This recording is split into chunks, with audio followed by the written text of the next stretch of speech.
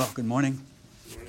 Welcome to our first ever LeTourneau Ingenuity Center training. Okay, so this is a historical moment in the lives of this university. Yes. So I'd just like to open here with some little tidbits of information. You know, the synthesizer was invented at Stanford University, and by 1994 they had earned $20 million in royalties for Stanford. I know this because my daughter went to Stanford, and she worked in what they call CARMA, right? The Center for Computer Research in Music and Acoustics, right? And tens of millions of dollars more have come in because of inventions there at Stanford. And you say, oh, that's just Stanford. Well, check this out. Gatorade. Look at Gatorade. From 1967 to 2015, $281 million in royalties. This is just the royalties that came in to University of Florida. Yeah. Now you say, oh, well, that's some other school. That's not us. Yeah, but look at here, R.G. LeTourneau. Look at the patents and the years that he kept them. Okay? So these are either his patents or assigned to LeTourneau Inc. there. So close to 300 patents over some 40 years here. What's that? How much does the university get off? None. They're all expired by now, right? Even if we did get anything, right? Yeah. So anyway, speaking of the university, what's the university had? We've had this patent by this guy, Burkhardt, who this is interesting because I don't think he actually worked here. He worked at Stephen F. Austin. But if you look at the agent on file here, it's our own Leonard Brenner, who used to teach here at LeTourneau. So I'm not quite sure how the connection worked here, but this is one patent that was assigned to LeTourneau University back in 1989. And then there was a second by our own Yanni Adani, who some of you guys may remember, right, in 2016. It was also assigned to LeTourneau University. These are the only two that have been assigned to LeTourneau University in our 70-some years of existence as a university. Now, some engineers have other patents, but they weren't assigned to LeTourneau. They did them on their own through other means. But these are the only two that are assigned to LeTourneau University. Then we got this thing, right? This Polytechnic thing. Yes. And the other day, the School of Arts and Science was supposed to meet with Lunsford to talk about the Polytechnic thing, but it was more talk about budgets and things like that. How many of you guys were there? Okay. Talked about how we're going to make more money, how we're going to save money, more online stuff, right? What are we going to do? New programs, graduate programs, how are we going to bring in the money? Nobody mentioned IT as an asset. Not one. Not anybody. And here it says, the congruence between who we say we are, who we actually are, and who we aspire to be within higher education is above all else a matter of what? Institutional integrity. Do we say we are the Polytechnic University? Well, then let's have some integrity here. Hey? Now, I don't blame President Lunsford for not bringing this up, because this is up to us. It's not his. He's an administrator. If we're going to do this, it's up to us. We are LeTourneau University, right? So, here we go. So my hope today, my objectives today, okay, what I can give you today, I hope, is to give you a little bit of a guideline as what of your work is patentable, right? And as you do your research, as you make things, or whatever you do, right, keep these things in mind, right? And if you think it's a patentable thing, disclose it through the information disclosure process, right? And you'll get what? $200. You know, I ran the stats of this university versus other universities of similar kind, okay? And we should be getting up 1 or 2 patents every year for a school of our engineering size, right? With a master's program in engineering. But we don't, okay? There should be a big backlog of things that are out there that people just haven't thought of to patent yet. And so that's what I'm expecting, to get about 10 disclosures in this year. So we're going to talk about the 3 laws of patentability, how you protect your intellectual property before you patent it, yes, and how you get $200, right? So intellectual property, 3 sort of areas here of intellectual property. There's patents, there's copyrights, and there's trademarks, yes? So copyrights is what you do with literature. Trademarks are things like logos, yes, like Coca-Cola or LETU, something like that. Patents are for those things that are inventions that we'll talk about here in just a second. So here's the technology circle of life. Yes, and where we're going to focus on is this part of the circle of life. Yes, how do we evaluate what we're doing, and how do we protect it, and how do we get it to market almost. So here we go. Let's zoom in on this, right? Do you have a patentable invention? No? Then get back to work. Yes. If yes, you're going to complete an invention disclosure form and receive $200. Ooh, I mean, that's not bad. I'd take $200, right? And we have a new invention disclosure form, so don't fill out the old one, right? Okay. Now, the question is, how do you evaluate whether you have something patentable, whether you have something that you want to fill out the form for? Yes? Well, that's what we're going to do here today. You guys all know about the laws of thermodynamics. We said there was 3, then we had the zeroth law, so there's 4. That's kind of the afterthought law there. Yes?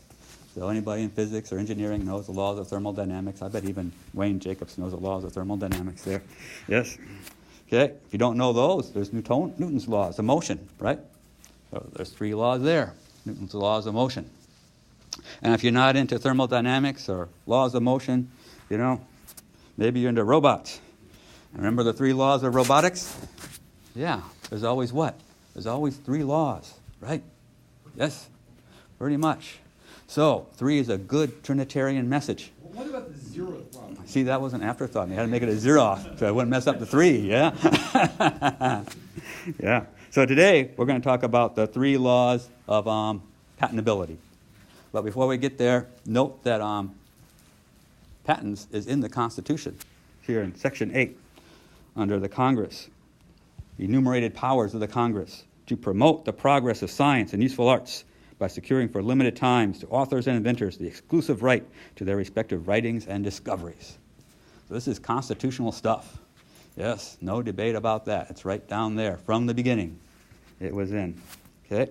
And if you look up for laws passed by Congress to do these things, there's a nice little site there for the House of Representatives. You can look up laws, and patent laws come under Title 35. Okay? So if you go to Title 35, there's 3 sort of main laws that we talk about with respect to patentability here. Okay? And they're nicely numbered for academics. 101, 102, and what? 103. Yep. So here we go. So we're going to talk about these 3 laws today. Okay? And that might give you an idea of, is the stuff you're working on a patentable sort of thing? And if it is, then come talk to me, and we'll fill out the invention disclosure. So here's the first law. Okay? USC 101. Inventions that are patentable. Whoever invents or discovers any new and useful process, machine, manufacture, or composition matter, or any new and useful improvement thereof, may obtain a patent therefor. Okay, so a process for a chemist. Here you go, the Haber process, right? That's what I think about when I think about a process. Okay, manufacture or a machine. There you go. There's your sewing. What is it? Sewing machine. Yes, so machines are patentable things. Okay, manufacture. Chairs are manufactured, right? Anything that you make in a factory is a manufactured item.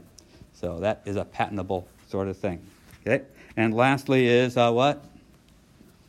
Composition of matter. So there you go, back to chemistry again. So we got half of these are chemistry stuff. Yeah. Mm-hmm. Okay.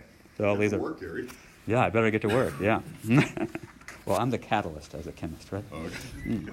Sometimes an agitator, but mostly a catalyst. All right. So here you guys have your sheets here. Yes. Right. You got this page. So think to yourself now. A, B, C, D, E. Which of these would be patentable stuff under USC 101? So take a minute and see if you can figure this out. I didn't ask for an answer, so take a minute, see if you can figure it out for yourself, right? There may be more than one correct answer, yeah, or none of them might be correct. Yes.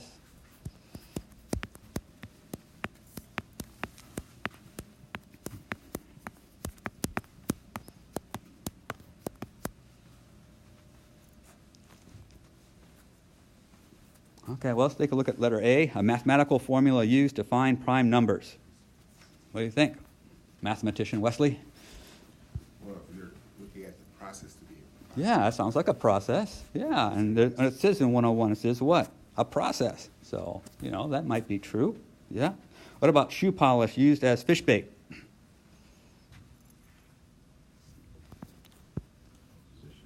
Yeah, it's a composition of matter. So if it's a new shoe polish, maybe. If it's old shoe polish, well, then it's not new, but yeah. What about the human brain? Well, it says discovery, right? Yeah, anyone invents or discovers any new, thing, right? There it is in 101. Yeah, should be patentable. You discover the brain. Yes. Okay, how about a newly discovered element? I hope not. Hope not, yeah? Or a process of using shoe polish to make fish bait. That one should be. So that's a process. That one looks pretty good. Okay, well, sometimes it isn't easy to determine what's patentable. So the Supreme Court comes out and makes some rulings about these things. And what it does is it makes what they call the exceptions. We call these the judicial exceptions, the things that aren't patentable under what might be patentable under 101, but now we're going to say they aren't. So abstract ideas. So ideas, equations to find prime numbers. Sorry, Wesley, that's an abstract idea. It's just a formula. You can't patent that. Okay. Laws of nature, right? Like Newton's laws of motion, right? Yes. Natural phenomena are products of nature. So the human brain, can that be patented? No, it's a product of nature. So We rebuild it and make it yeah, stronger. yeah, you can make it different, right? Or you could, freebase it or something like that, right? And things could happen. All right. So these are what we call the judicial exceptions. So if we go back and look at A, we say what? No. Yeah. Shoe polish used as fish bait. Well, here's the question. Is it old shoe polish or is it new shoe polish? Right? If it's old shoe polish, it doesn't matter what you're using it for. It's still shoe polish that's been out there. You've been Yes? using somebody else's invention for something. Yeah, you can't patent somebody else's stuff, right? Whether using it for something else or not, the same thing. Can't patent it again. Okay, the human brain, again, no. Newly discovered element, no. What about the process of using shoe polish to make fish bait? Yep, that one's still okay. All right. So let's look at the second law, USC 102, novelty. Okay, what's novel? Okay, so a person shall be entitled to a patent unless the claimed invention was patented, described in a printed publication, or in public use, on sale, or otherwise available to the public before the effective filing date of the claimed invention. And then number 2 is if somebody else had already patented it before you, you can't do it either. Okay? All right. So, are you with me here? Okay, so if it's already out there for use in public, right, you can't patent it now. Right? So, look at your sheets there. Yes, we have some scenarios here for Dr. Balmer. You guys know Dr. Balmer? Yep. What's he do? He invents a new welding machine, and the whole class uses it for a month. Is it still patentable under 102? Has he recorded it first? Well, what's it say there? It's not public. Well, there's a debate there. Is that public use or is that private use? You know? Has he done a proper job yeah. at the So, manual and kinda- recorded it before he let the cops use it? Yeah. Well, that's the debatable thing. What is public use there? So we'll pass on to letter B here. You have to use it to be able to confirm that it actually performs according to the patent. Yeah. And the key here is what kind of use? Let's say public use or on sale, otherwise available to the public. Yes? So if it's in the lab, it's probably not available to the public. So maybe okay there. Dr. Jameson invents a new chemical process and presents it at American Chemical Society conference last month. So I'll go back to 101, 102 here. Okay? Was it described in a printed publication or in public use or on sale or otherwise available to the public before the effective filing date? Yeah. So because she published it, she can't patent it. Yeah, because she presented it. Even if she didn't publish it in a printed thing, she talked about it out there at the ACS meeting, public place. Yes? But other cases, okay, filing patent and then we can present, right? Yes. When I worked for a pharmaceutical company, we had to patent everything that we did Mhm. before we could publish it, so it slowed Mhm. down the publication. Yeah, talking about Sasaki here. Yeah. Patent, full patent or apply? Applied. Okay, so here we go, Dr. Sasaki. Sasaki invents a new prosthetic, right? Way to go. Good job there, right? Yep, and he published it 2 years ago in the Journal of American Medical Association. Can he still patent it now? No. No. Too bad for him. Okay, Dr. Medlin invents a new welding machine and keeps it a secret. A Cedarville faculty independently comes up with the same idea and files a patent application for the same invention. That's when you look back at your records. No, not anymore. Not anymore. Oh, that's And true. we're going to get to that in a minute. Yeah, things have changed. Yep. Okay, so now, whenever you read the law, you got to read all the paragraphs. Chair, can I? Yes. Quick question. Yeah. So you talk about what you don't give any details of the process. You just mentioned it in public that you have this idea, but you don't give how the idea. We're going to have to talk, Wesley. Right. Boy, yeah, you better be careful there. All right. Okay, yes. Ideas can't be patented, correct? Not abstract ideas. Okay, You came in late, you missed that part. I'm sorry. Yep. I just got your email. Yeah, oh, that was good, You yeah. should have sent it sooner. Should have sent it sooner, my fault. Okay, now, let's get to this, okay? USC 102 has paragraph A, but also has paragraph what? B, which says what? Exceptions to what? A, yes? So number 1 says disclosures 1 year or less before the effective filing date of the claimed invention. So that's an exception. So if your disclosure was 1 year or less, you can still what? File for your invention. Yes? So let's look at these again. Okay? What about A now? They used it for a month. And we, private or public, would it matter now? Wouldn't matter. So long as he files it, within the year. Okay? How about Dr. Jameson? Last month. She presented last month. Can she still file? Yep. She can still file. It's within a year. Okay, how about Dr. Sasaki? Sorry, Sasaki, you're out of luck. Your grace ran out. You only had 1 year of grace, right? And it's done for. Okay? Now, what about Dr. Medlin here? Can he, if he can prove that he came up with it first, can he apply for it? No, he can't. Not anymore. Not anymore. And we're going to talk about that in just a minute. In the old days, that was true. It was first to invent. But it's no longer first to invent. It's now what? First to file. So, Dr. Medlin's still out. Too bad for him. Somebody beat him to filing. Don't wait, give that $200. He doesn't get the $200, no. All right. So the point here is, and if you take anything away from this at all today, is after your public disclosure, you have what? 1 year of grace in which to file that patent. Yes? Right? And again, it's better to file before you present, yes, than file after. But if you have to rely on grace, you only have a year of grace. And that's it. Okay? All right. Now let's talk about the old laws versus the new laws. There was the American Invents Act that came out in 2012 and started implementing in 2013. And this changed things. So we talk about AIA, the American Invent Act, or pre-AIA. Yes? So if we look at that USC 102 that we were looking at before, that's the current law. If we go down to the bottom right over here, we have the pre-AIA USC 102. And note the differences in there, if you can. Okay.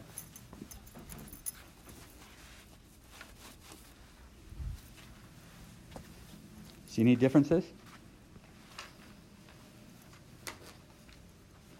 Okay. So if you look at USC 102, it says the claimed invention was patented, described in a printed publication or in public use or on sale or otherwise available to the public. And over here it says described in a printed publication in this or foreign country was known or used by others where? In this country. Yes? Right? And there's lots of other little differences like this, okay, between the old law and the new law. Yes? One of the biggest one is first to file sort of thing, right? So let's take a look at these scenarios here. Al Clipperton from Minnesota. Right, you guys know Al Clipperton? Yeah. You know he's from Minnesota? Yeah. He invents a new hockey stick. Okay? It was first used in a public game in Montreal, Canada, yesterday of last year. So it's been more than a year. Okay? So can Al file for a U.S. patent under the AIA? No, he can't. It's been more than a year. But what about the pre-AIA? Remember what the pre-AIA said? What did it say? Public use where? In this country. Is Montreal in this country? No. So under the old law, Al Clipperton still could have filed for a U.S. patent. Yeah, but under the new law, he can't. Okay? So, yeah. Other things, first to invent versus to file. Now it's first to file. Yes? In general, what's happened here is that the world has gotten what? Flat. Yes? And U.S. laws are now in more conformity with the rest of the world, and they recognize that public use, once it's public everywhere. Yes? You know, everybody has Facebook, social media. There's no isolation of stuff any place anymore, right? So, there you go. The world's flat. U.S. is now first to file. You don't have to try to prove who invented first, okay? Right. So, let's get to our last of our 3 laws here. Obviousness or non-obviousness, whichever way you want to think about it. Yes? And this is probably one of the more difficult ones to discern here, okay? So basically what it says here is even if you pass law number 101 and pass through law 102, if what you're trying to do is an obvious thing, they're still not going to give you a patent for it. Yes? Even if it is new, but if it's obvious, forget it. Yes, we don't give patents for obvious things.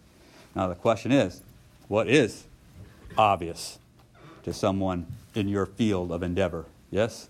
With your skills of the art. Okay? So let's here's a couple examples here. Dr. Dittenberg, okay, adds a heating element onto the chassis of an asphalt laying machine to ensure the asphalt flows evenly onto the surface of the road. Okay? Both the asphalt laying machine and the heating element are well known in the art. Would it be obvious to put this heating element on the chassis of this machine? Not to me. If Okay. it would have been, people would have been doing it. Yeah. Well, otherwise they just came along with a second machine and just, melted it again. Yeah. Yep. No. Court said this is obvious. They're still doing the same thing. All you're doing is bolting the thing on the same chassis. You're not inventing anything new. Yes? Right? That's what they said. It's obvious. You're just bringing 2 parts that are already well known. They're not doing anything different. They're doing the same function. Yes? You're just placing them together rather than apart. That's an obvious thing to do. Right? Now, nobody else had done it before, maybe, but it's still an obvious thing to do. Right? Could they patent the fastening device that held it to this chassis? Well, if it's innovative, if it's a new fastening device, you could. Right? If it's just an ordinary one, then no. Okay? All right. So here, Dr. Hathaway, this is a more interesting story, okay, adds 2 coatings to a drug tablet. The drug and the coatings are well known in the art, and other drugs have used these coatings. But what about the idea of using 2 separate coatings? Mm-hmm. Well, this one takes a little background story to it, right? Oh, we have Procter & Gamble here, right? Why do they put coatings on drug tablets? Get them past the stomach into the Yeah, intestine. get them past the stomach into the intestines, okay? So, the other people said, hey, it's obvious that you put these coatings on here. Everybody knows this. It's nothing new, okay? But they put 2 coatings on. They put 1 coating on inside the outer coating, okay? And so this drug company says, well, we're putting on these coatings for a different reason than everybody else did. The inner coating is to keep the drug from interacting with the coating. Yeah, so that's what they said. And so because that was a new thing, it's okay, all right. All right, that's an innovative thing. That's different from what everybody else was doing. Even though all these coatings were known, right? They were used in a different way. This is an innovative way of using this kind of coating. And so it was deemed to be non-obvious, right? Yeah. So, you got to get the whole background story and all these things, before you can say what's obvious and what's not. Yes? So to jump up to the first example, in principle, you could do the thing described in the first example as long as you came up with a new reason for it, new functions. Yeah, if there's new functions to the stuff that you're bolting together. It's not the things that matter. No. It isn't that they exist Yes. before. It's how So, they're yes. purpose. So in Dr. Hathaway's patent, that layer is doing a new function. It's separating the drug from the other layer to preserve the drug. Yes? Where in Dr. Dittenberg, he was just bolting this heater on. The heater was doing the same thing it was doing before. It was bolted on, right? But now it's just bolted on to the chassis instead of pulling behind on a trailer. Yes? Okay. Maybe this is I need to come to your office and sit down and talk to you about this thing. But real brief concept here, I'm just trying to figure out if this is even worth bothering you more.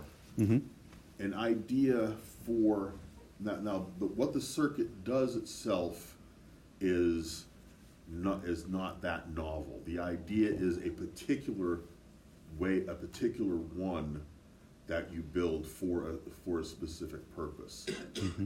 Is that? I don't know, you better come talk to me Yeah, about I it, need right? to come talk to you. Yeah, because you really got to get the big picture here. Yeah. And when you guys fill out the invention disclosure forms, this is what you're going to be trying to make your own case. You're going to try to say, hey, here's the problem. Here's my inventive solution to this that nobody else has thought of before. So 103 is a difficult one, right? And the Supreme Court has come down on this, and they've given decisions. One of them was John Deere versus Graham, okay? And this is the sort of the steps that they go through, determine the scope of the prior art. You know, what are these different things? What are these heating elements? What's the asphalt laying machine? You know, what did they do, right? Ascertain the difference between the claimed invention, you know, bolting the thing on there, versus what the stuff was already doing, and then resolving the level of ordinary skill in the art.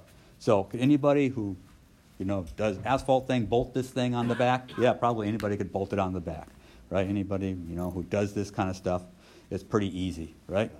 So you got to show how you did something that not somebody else wouldn't just think of, right? Okay? And one way to do that is to do what they call secondary considerations. They say, hey, when I did this, I got unexpected results. I didn't get what people were expecting. I got something that did something really cool, something out of this ordinary, right? Yes? So that would be a non-obvious sort of result. Or you could say there's a long-felt need. You know, people have been trying to fix this problem for 30 years and nobody ever has. And then I fix it and you say it's obvious? Well, why didn't somebody else do it 30 years ago? Yes? You know, well, we always say that, but, you know, they got to convince them that that's true, right? And the other one is commercial success. Yes? In the asphalt deal, so supposedly people have tried that before and it didn't work. Well, Denver figures out how to put it on there. So then there's something new and Everybody innovative. has to pull the trailer. Yeah. And he figures out how to put it on there and what function needs to happen with it, how far away, on and off, a little temperature difference or something like that. Is That's that what a process that's what he's got to make the case, that what he did was not an obvious thing. Right. He's got to show that it was a big problem for 30 years. Was it a big problem? I don't know. People just pulled in a trailer. Was that a problem? Maybe not. You know, he's going to have to make that case, right? And Otherwise, they're there's going to say it's people who obvious. tried it and it didn't work because they didn't Yeah, do it. yeah. Now, the best thing here is review articles. And if you've got a review article that talks about, the current state of the art is this, and these are the current problems that we need to work on over the next 10 years or something. You know, if you've got review articles like that, those are really good for, the arguing against the obvious stuff, right? Okay, so what do we got here? We got these 3 laws, right? Is it patentable subject matter? Is it already known, sold, or in use? Yes? And is it obvious? Right? Those are the 3 hurdles we've got to get over if you got patentable stuff. So I put them here in sort of graphical ways, right? So if you guys like a graphical representation, here it is, right? Yes, so you ask these questions. Is it useful, process, machine, manufacture, composition of matter? You say yes, right? Has it been patented, published, used in public, or on sale? You say what? No, hopefully, right? If you say yes, you're out of luck, right? If you say no, is it obvious? And if it's no, then you can go patent it. So how do we go patent it? Okay, right? We complete our invention disclosure forms and receive what? Dollars, yeah. So this is how we're going to do this, right? Okay, set up a time to talk to me. I'm going to try to talk you through the process, right? Give you some ideas, right? And then you're going to fill out this invention disclosure form, right? That I'll send to you after we talk or before we talk, okay? And email it to myself and Mr. Colonel Boggs here. Yes? And then Boggs will cut you a check for $200 if it's a complete form. Yes? And then we're going to take your invention disclosure form, send it over to the business department. Yes? Their students are going to work on determining the marketability of this thing. They're going to look up companies that might be interested in this, right? Yes? We're doing this together as a university now. This is not just a one-man operation, right? This is a collective. Yes? So, talked to Roller. I talked to that marketing guy, Don Eggle. They're going to work on all this together, right? So you're going to have somebody's going to have your back here on this thing, right? And they're going to determine, hey, what's the market potential for this circuit to do this thing? Yeah, what's the market potential for, the prosthetic or whatever you're working on, right? And then, we can take that, make the case to the IP committee, say, hey, there's this much money out there that could be acquired through this patent. Yes? Right? And that's going to have a lot more impact on whether the IP committee, takes this and invests LeTourneau funds into, patenting this thing and looking for the returns, and if you just give this to the IP committee, as has happened in the past, right? All right, so that's the plan. Okay? So, don't publicly disclose, right? Okay? Mm-hmm. I can file what they call a provisional patent for you for $75. So there's no reason for you guys to publicly disclose. If you think you've got something that's patentable, we can file that provisional patent, then you've got the year to file a non-provisional patent, but you've got your patent rights date set with that provisional patent. Yes, $75 is nothing. Okay, you don't want to lose millions of dollars. Right? Okay. All right. So there you go. Now, we also have coming Greg Parker, who wrote the patent for Yanni's welding machine. Okay? He's been here on campus a couple times already. Really cool guy. He used to work with these guys from Longview, so he's got long connections with us here. He's coming on November 7 as part of the Science Seminar Series, and he's also going to have open office hours through that day to meet with you guys about your inventions, right? And hopefully your invention disclosures will be in by then, and we'll have gone over it together, and we'll have everything prepped up and primed for him on these things. Question on that? Curious why the royalties on that particular patent are currently zero. Because it hasn't been marketed. So We haven't licensed it to anybody to manufacture it. It's just been sitting there doing nothing.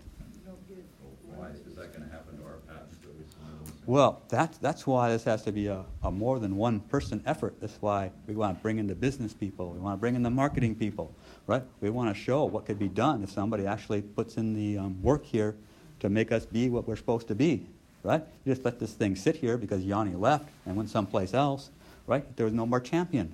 There was nobody there to do anything with it. And now the maintenance fees are due, right? Now we're going to pay the maintenance fees or just let it die? Because why pay on something if we're not going to do anything with it, right? Yes? So Is it possible that someone is secretly using his... it could be. We don't know. I mean, somebody could be doing it in public, and we don't know. Somebody could, have looked at that patent and started manufacturing this thing. And they can do it as long as we don't sue them, right? A patent is a right to exclude people, right? If you don't exercise your right, they just do it. So in right? that sense, we need to people who are looking those. Yeah, so you got to keep an eye out there in the world. What's going on in your field? Is somebody building your prosthetic already, right? Somebody using Yanni's welding machine? Does Balmer know about it? He should know about it if it's out there in the market, I would think, right? And then you send them a letter. Hey, desist. You're infringing on my patent. Yes? Does the university retain patent attorneys? No. No. You only have me. Yeah. Yeah. But you have the rights until you don't pay your maintenance fees, right? So once you're assigned the rights, you have those rights for the life of the patent so long as you pay the maintenance fees. All right, so anyway, Parker's coming November 7th, so put that on your schedule. And again, this is not an administration thing. This is a what thing? This is up to us, right? The administration isn't going to come up with patents on prosthetics or new drugs or, new circuits or math games or anything like that. No, this is up to us, right? So, and here it says, we're supposed to be a collective. That's what Steve Mason said, right? And if you remember, okay, DeBorg, remember that collective? Yes. So I'm asking you to be assimilated into the DeBorg collective here. Yes. All right. Yep. There you go. All right. And then also, if you think that IP stuff is important for the university and for students to know about, we do offer a course in patent law. It's offered in the spring. So as you go through advising with your students, if they need a civic engagement credit, suggest to them that they take a credit that's engaging to their major. Yes, if they're a science major or an engineering major, very few places, undergrad institutions or even grad schools, that offer an IP class, right? So this will give them a big step up on their competition if they know a little bit about IP before they go out there into the workplace. All right, so that's all I have for you. Any questions or comments? Yes? Two for you. First one, you have have 6 senior design team mentors in this room. Mhm. Things that I worked on as far as senior design are. Yeah, okay, are they As far as public or not? presentations go, Yeah. Multiple presentations that go along with that, so the timeline associated with that, how might that work? Yeah, so, that's a good point. Are these presentations open to the public? Yes. Not all of them. Well, not, one, the October one, but the December one would be, correct. So, do a lot of public come? We invite Some. outside, yeah. Okay, so here's a question, you could have a non-disclosure agreement if you know the public that's coming, right, have them sign that, yes? So then it becomes a private Good, thing, yeah. right? So if Could you know also who the not public is. could not disclose anything. We've Right. had them in the past. Yeah. where The team can talk about their work without disclosing the parts that are patented. Yes, so that's one way to do that. The other way to do is to file a provisional patent before you do this presentation, right? Then you still got the year to file the full non-provisional one. But you're right, otherwise, if it's open and someone from the public comes in, that was a public presentation. Yes, and you just lost it. Other one. But you got a year to file it, even after that public presentation, right? But you're much better to file it before. Yes, November you're risking. deadline, okay, so. Yeah, And good then question. Previous things that have been submitted to the IP committee that were, as far as disclosures, could they be reinstituted into this pipeline, even by passing the $200? Is it something that could previously, they told me, I have to champion it, I have to find funding, and so it died. Well, see, that's why I'm trying to bring in the business school on this and the marketing thing, because, we as the inventors, okay, or the patent agents can't do all that. It takes a collective, and it takes a whole polytechnic university to make this happen. Now, if you know somebody in your field, if you know a company in your field, right, you can tell the business marketing people, hey, this golf company might be a good one to approach, with some feelers out to see if they're interested in this sort of thing, right? You can help them out that way, but you need to be more than just yourself on this, right? It has to be a big effort, right? And business school, I talked to Bob Roller, he's in on this, right? He thinks this is great. Talked to Don Eggle, I'm not sure how to say his name, but I just call him Don, the marketing guy that works up in the second floor there, right? In the Lunsford office area, and he thinks this is a good idea, right? He's gonna put, his staff on this, working with the students from the business school, and those guys are all excited about this kind of stuff, right? Yes? And so, hopefully, this is gonna be a marathon, not a sprint, yes? But hopefully over the years, we can build up processes, right, that are going to help us operate as a polytechnic university here, okay? So inventions don't just die in the IP committee, or after they're patenting and just sit there, right, and never get, licensed to anybody because nobody puts the effort into it, or somebody leaves, and there it goes, right? So that's the big dream. So my one from last year is dead or can be revived? Last year's stuff? Yes. How long was last year? It was May 18 is when I submitted to that. Oh, committee. so it's not, it's good. We're So up May now. 18 to May 19. Yeah, so you're over a year. So that's No. considered, okay, we can talk. Yeah, we should talk. Yeah, come by and talk. If it was just inside university, you're probably okay. Then we're okay. As long as it's internal, you're good. Okay. Yes? So I continue to be trying to figure out the balances in terms of who does what responsibilities and rewards does the university have, what responsibilities and rewards does the individual faculty member have. So some incredibly effective patent is submitted, you submitted the DeBoer process. The DeBoer process is just brilliant and it makes billions of dollars a year, and that probably happens because a certain amount of marketing has occurred, which I assume was done by the university. Well, not or necessarily. You can license out this patent, Yes. right, to somebody, and this is the way to do it. And that company who manufactures this thing, based on you licensing them to Yes. manufacture it, is probably gonna do all the marketing, because they wanna sell stuff just as bad as you wanna sell. Okay. Right? And they know how to market to their customers. Much better. So that's probably how it's gonna work. That's how it works 99+% of the time. Sure. So if the DeBoer process is for our new fertilizer, license it out to the fertilizer company, they do the marketing, right? Pay us back the licensing stuff, and then we split the royalties 50-50, university and inventor, Okay. right? So, Oh, sorry. I was gonna say, who controls all of that decision? Who decides who gets the licenses? How is that managed? Well- There's supposed to be, is there a committee for the university that does There's that? an IP committee. Okay. Yes, and I would I'm expecting the inventor to be very much engaged with the IP committee with Okay. respect to these companies, and whether we want to license to this company or license to that company, license to multiple companies, you know, I can have something to say on this. The inventor provides input, but the committee makes the decisions, right? Is that the way it works? I don't know. Okay, We'll I didn't find out. either. So We'll find I was out. hoping to come and. Yeah, I mean, we'll find out as we go here, Okay. right? Yes, and I think this is, you know, as we blaze this trail, you know, we need to keep all those things in mind, right? Yeah, I have a quick question. We've just gotten some good publicity on the Badger project, which I believe the Badger project was, You have to be careful. That is the answer I'm supposed to ask you.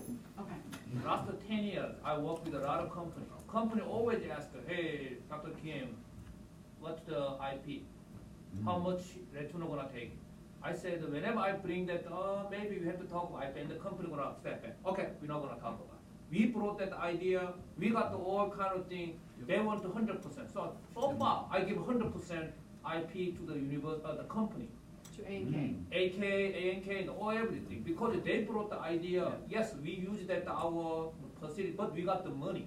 Right, right. Otherwise, the company, nope, we're not gonna talk about it. They Okay. always, you know, that's the one of the We things I'm reduce to working. practice, and reduce to practice is Yeah. not patent, right? It's Okay. their It was idea, their we just idea, okay. reduce That's to right. practice. Currently, I'm working with 3 companies. One of them is already associated with the, working with the patent lawyer.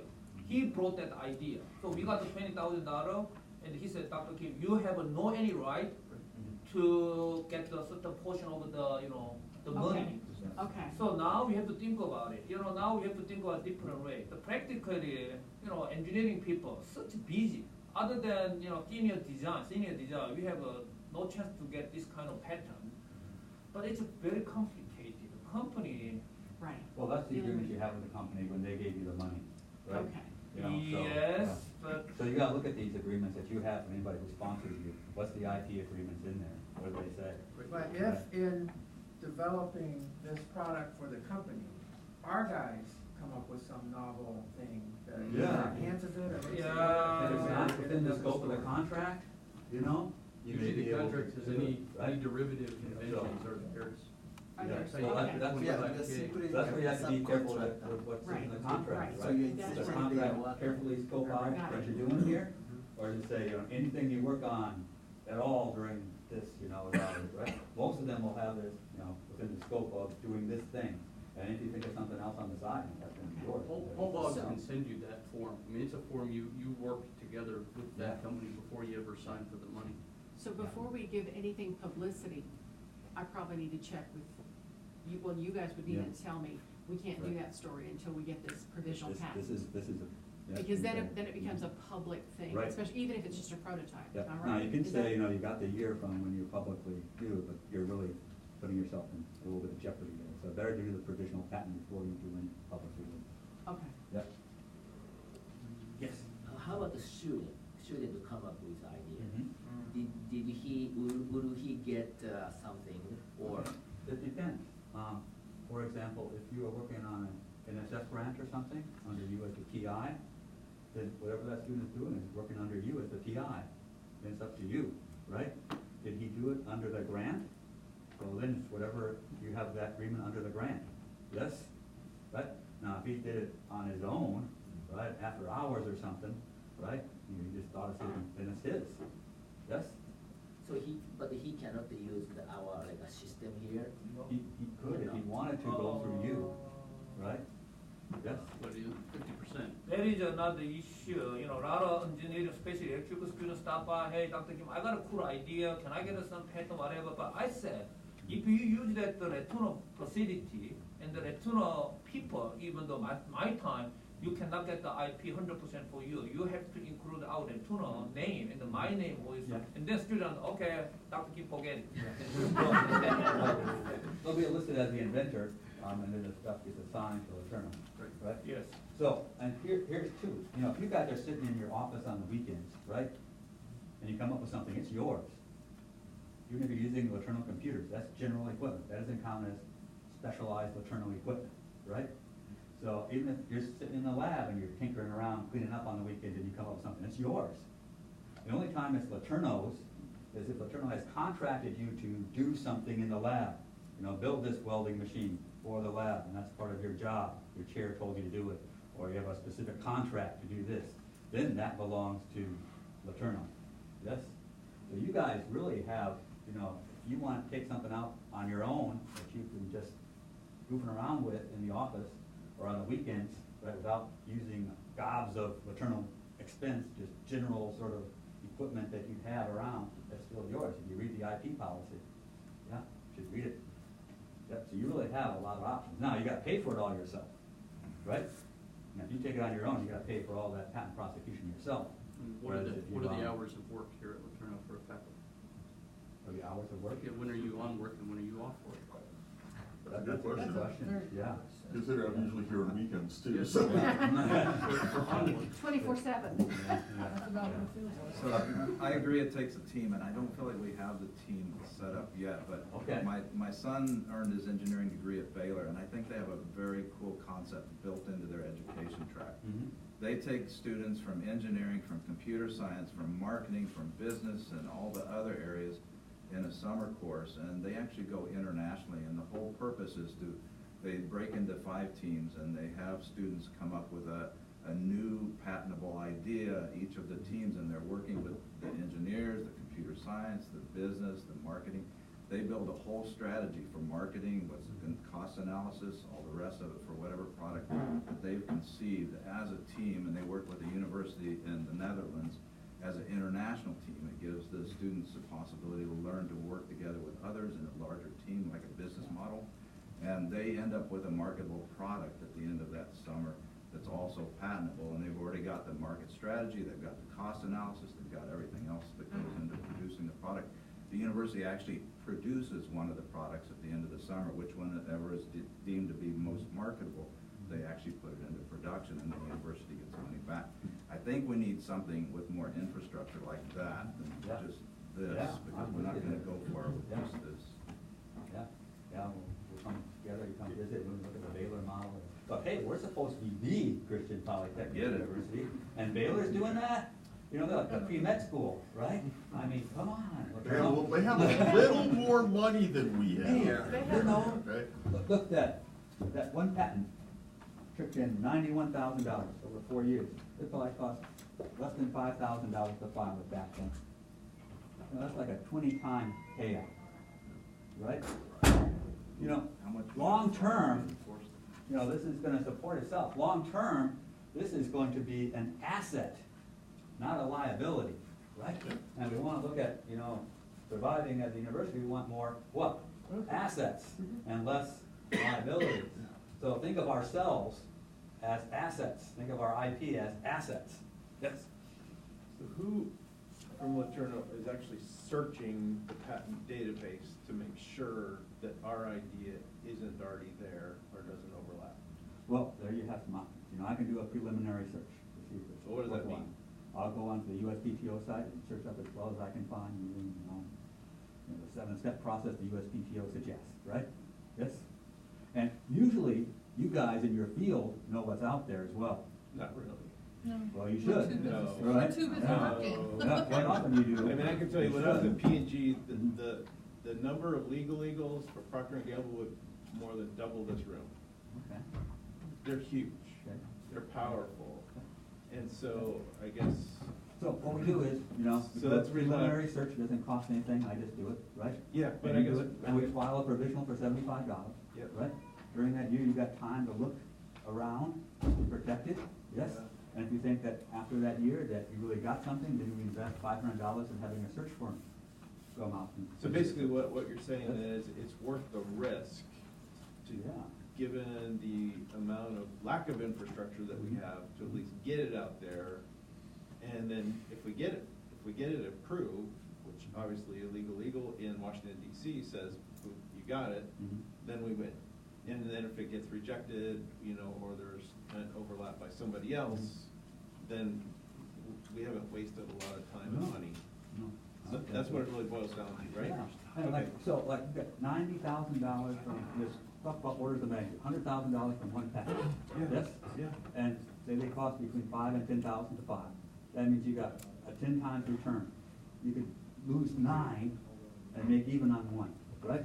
And statistically, you know, 50 to 70%, depending on your field, get approved, right? and 90,000 over 4 years is a low return. Yes? So, you know, it's just numbers. It's like gambling. We've got enough numbers, the house is gonna win. Yes? And we have some control over this, more than gambling, because we can do good work. We can write good patent applications, right?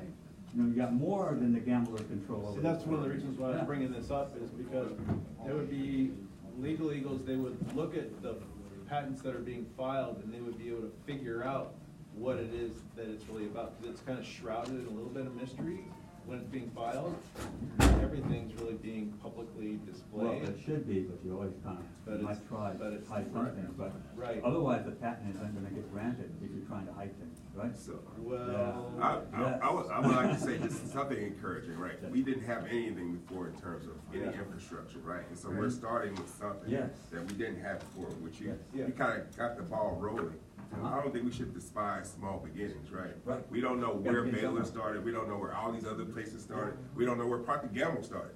We only know where we are right now in this place. And so in 20 or 30 years, we might be at that place where everybody else is, right? But we're not there yet. So we got to start where we are and just work from there. So I appreciate your part for it. Yeah. Amen. Thank you. All right. So if you guys have ideas, come talk to me, and I'll send you the forms, and you can fill them out, and we can go from there. So another aspect of patent law, or sister to that, is trade secrets, right? And so you got something that you don't want anybody to ever do again, like Coca-Cola, that's not patented, that's just secret, nobody knows what that is. Or Michelin, I worked for Michelin for 20 Patents are years. publicly disclosed. And actually, according to the law of Texas, trade secrets are protected by the Texas law. Yeah. Well, they're only a trade secret as long as they're secret. Yes, I mean, I don't really see, I mean, that's it. Actually, but that's what Michelin's been doing for over 100 years. Well, you cannot, with our rubber formulation. You cannot disclose something that is trade secret. Figure that out, they'll be making the Well, the thing with the Michelin rubber formulation though is it's not just the chemical composition; it's also the manufacturing. Well, it's not just the recipe, but it's also the manufacturing. Right. Okay. Yeah. So it's that. Recipes not just a list of ingredients; it's how you mix them together. And that's what we did at Michelin. So that is hard to reverse engineer. Exactly. But seriously, I have at least 2 ideas to discuss with you at some point. Yeah, happy to. That's what this is all about. I have more This ideas. is really fun for me hearing. No, and I have one that I don't know if it's patentable, but I can promise you that it is at least marketable. Okay. Okay, I can absolutely promise you that the one that I have would be at least marketable. You know, because if we can't patent it, then other people can't patent it, but you can still build it and We can sell still it. build it and market it. Unless it infringes on somebody else's. Right, but if it's Which not. I don't think so, because I haven't seen anything like this out there. Yeah. You know, Well, then maybe it's patentable. Oh, that's why I need to talk to you. But right now, I have to go teach a class. Go do that. Yeah, yeah. Okay, that's sort of why I'm here, why they pay me, you know? Bye, sweetie. Love you. I'll send you the file. Janet took pictures of our presentation, so I don't know where that's gone. Which one is that? One we did last spring, it was presented on the golf, idea, the golf putter. Golf return balls. I think, maybe just Might have been Jenna. Jenna, might have been Jenna. But see, and that was one of the questions that I had, is that, well, like with, I understand with the Badger project, because it was funded, it was A&K, but like the thing that they just won first place for the stick it on your finger and you identify whether somebody's anemic or not, is that something that could have patentability? Because I'm in the process of trying to get. I don't know anything about this. Okay. No, Well, so I'm in the process of writing about it. Because yes, I would, But you know- I mean, I think obviously that this is the they have invented something, the students have gone there, we're taking great accolades, it was on first place in this contest. And it sits on the shelf. We better claim it as our IP. It's not doing anything. But see, and that's the thing, is You too, JS, I'm really sitting there JS wondering, again, am I getting ahead of things that need to come I through? think for that idea. And, well, but, yeah, for that, I don't know, I know they won first place, like,